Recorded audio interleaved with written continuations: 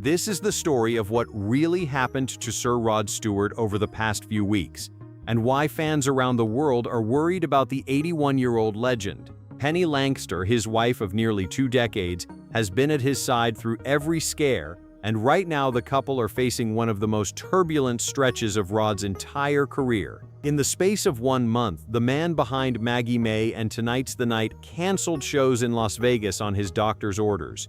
He canceled another show in California just hours before the doors opened. Then, less than 24 hours later, fans spotted him celebrating in the stands at the World Cup. And just when the backlash was reaching its peak, something happened on a stage in Utah that stopped everyone cold. Midway through a concert, crew members rushed an oxygen tank to the greatest raspy voice in rock and roll history. Tonight we are laying out the full timeline, the fan outrage, and what Rod Stewart himself has now admitted about all of it. Because he has finally spoken, and his explanation might surprise you. Let's start at the beginning of this strange and worrying month. Rod Stewart is 81 years old, and he is deep into what he has called his one last time tour, a farewell run of the massive touring life he has lived for more than half a century. The man who formed The Faces, who turned Maggie May into one of the defining anthems of the 70s, and who was knighted for his services to music, has spent 60 years refusing to stop. Fans have been buying tickets knowing this could be their final chance to see Sir Rod live, which is exactly why what happened in Las Vegas hit so hard. In late May, Rod was scheduled for 2 nights at the Coliseum at Caesar's Palace. These were marquee shows. But just hours before he was set to take the stage, both performances were scrapped. The official word was that Rod was following his doctor's advice, with plans to return to the stage at the start of June. At first, fans assumed it was a minor bump. Singers lose their voices, tours get adjusted. Nobody panicked. Then it happened again, this time in Chula Vista, California. And this cancellation was different, because Rod had actually made the journey to the venue. He was there, he wanted to perform. But medical professionals examined him and urged him not to go on. Doctors had determined that Rod was battling an acute upper respiratory infection, and it had progressed into laryngitis, leaving him unable to sing at all. Rod posted a message to fans from the venue itself, describing how the stage was literally being taken down around him as he wrote. He said he was feeling better after treatment, but his voice simply was not there. He apologized, said he had done everything he could to make the show happen, and promised to do his utmost to reschedule. A canceled show is disappointing. But what happened next is what lit the fuse, because 1 day later, Rod Stewart posted a video from a private jet. Sitting beside him were 2 of his sons, Liam, who is 31 and a professional ice hockey player, his son with ex-wife Rachel Hunter, and Alistair, who is 20 and works as a model. And they were not headed to a doctor's office. They were headed to Boston, to Gillette Stadium, to watch Scotland play in the World Cup. In the video, Rod was beaming. He talked about how it had been 28 years since Scotland had reached the World Cup, and how he had told his boys about it their whole lives, but they had never seen it themselves. He mentioned that he had been to 7 World Cups in his lifetime. And then he said something that, in hindsight, carries a lot more weight than he probably intended. He said that if Scotland could just get through to the next round, he would die a happy man. Scotland won that day, beating Haiti 1-0 on a deflected strike from John McGinn, and television cameras and photographers caught Rod celebrating in the stands, arms up, living every second of it. He led his sons in a chant of "No Scotland, no party." For any other fan, it was a beautiful family moment. 28 years of waiting, a father keeping a promise to his boys. But for the thousands of fans holding refunds from a canceled concert the night before, it looked like something else entirely. The comment sections filled up fast. How could a man too sick to sing on Friday be healthy enough to fly across the country and party at a stadium on Saturday? Some fans defended him, others felt genuinely betrayed. And for a while, Rod said nothing about it at all. Now, before we get to what Rod finally admitted, we have to talk about the night in Utah.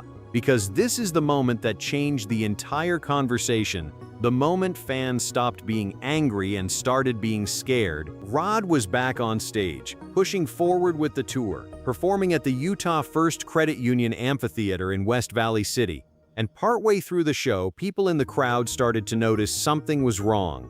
Rod was slowing down. He began leaning heavily on pieces of equipment between songs, steadying himself on whatever was closest. Then he turned toward the wings and gave a nod to his team backstage. What happened next was captured on video and spread everywhere within hours. A woman hurried out with an oxygen tank. Another pressed a cold compress against his neck. The man who has commanded stages for almost 60 years stood there taking oxygen in front of a full amphitheater. And here is the part that tells you everything about who Rod Stewart is. He did not end the show. He stepped backstage for a breather, came back out, and told the audience the truth. He admitted to the crowd that he had very nearly fainted. Then he declared that the show must go on, cracked a few jokes to put everyone at ease, and asked the audience if they would mind if he sang the next number sitting down. He finished the rest of the evening performing from a seat on the stage steps. An 81-year-old man running on oxygen and sheer stubbornness, refusing to walk off. The crowd loved him for it. But watching that footage, you cannot help asking the harder question. Should he have been up there at all? That question brings us to the admission. Because after weeks of backlash over the World Cup trip, Rod finally addressed it head-on in a recent interview. And to his credit, he did not spin it. He admitted openly that going to the game after canceling a show was not a good look. Those were essentially his own words. He acknowledged that he really should not have gone. He explained that he had been forced to cancel because he had no voice left, nothing at all. But then he gave his reason, and it is the reason that has softened a lot of hearts. He said he was not going to let his two sons down. He had promised them, since the day they were born, that one day he would take them to a World Cup. And with Scotland finally qualifying for the first time in 28 years, this was the first chance he had ever had to keep that promise. In his mind, his voice could rest on a plane just as well as it could rest at home. What his voice could not do was sing. So he canceled the singing and he kept the promise. You can judge that decision however you like. Plenty of fans have. But it is hard to hear a father talk about a promise he made at his son's births and not understand, at least a little, why he got on that plane. Still, the bigger picture here is what has fans genuinely concerned. Put the whole timeline together.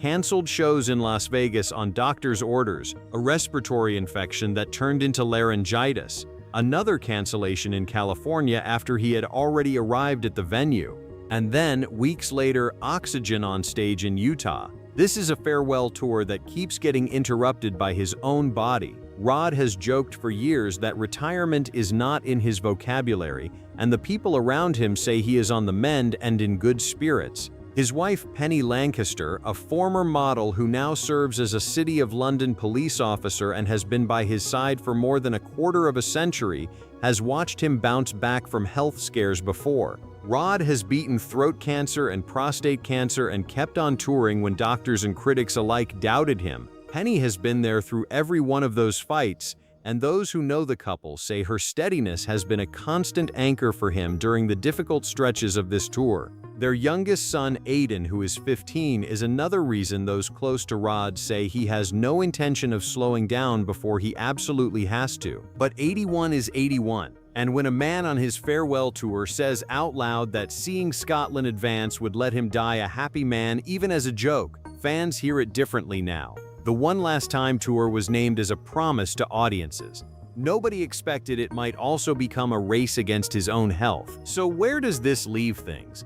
As of now, the tour is continuing. Rod is still scheduled to perform, still refusing to quit, still finishing shows from a chair if that is what it takes. Fans who were furious about the World Cup trip have largely made their peace with it after hearing his explanation, and the footage from Utah, frightening as it was, ended with Rod singing because with Rod Stewart it always ends with him singing. He has spent 60 years proving people wrong about how long the party could last. Maybe he will do it again, but if these really are the final shows, the past month has shown us exactly who Rod Stewart is, a performer who will take oxygen on stage before he takes a night off, and a father who will take the backlash of the whole world before he breaks a promise to his sons. If you want to see how this story develops, and whether Rod finishes the One Last Time tour on his own terms, make sure you are subscribed because we will be following every update. And if you were at the Utah show or you had tickets to one of the canceled nights,